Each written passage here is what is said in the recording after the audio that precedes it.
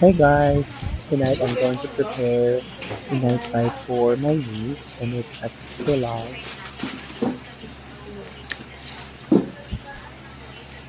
for them to be able to have a bite at least.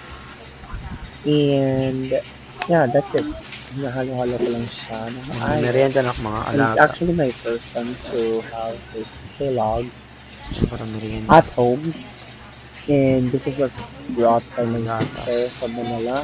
Kag simawd sa So, mga nilagay ido. ko lang siya is milk and yan, Kakaunan mga kasama na ido. yan na na Kellogg's.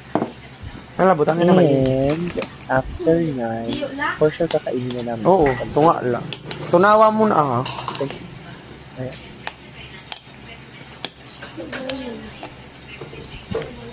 Hoy, pagkuha na ang kutsara.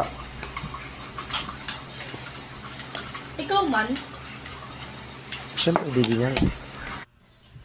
Ayan, after a minute of halo-halo, ay na sila Tata, kumakain. matiano. They Tata. enjoyed it. Ha?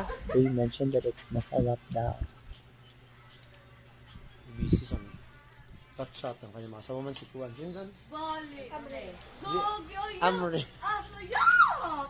Siyempre, kasang kasyat ng classmate ko. Di ba, para parantay la, sir. Guys, don't listen to them ngayon.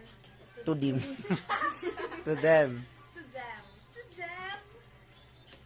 To them. Tatrapuhan naman yun, lamesa. Gatas. Ang sarap.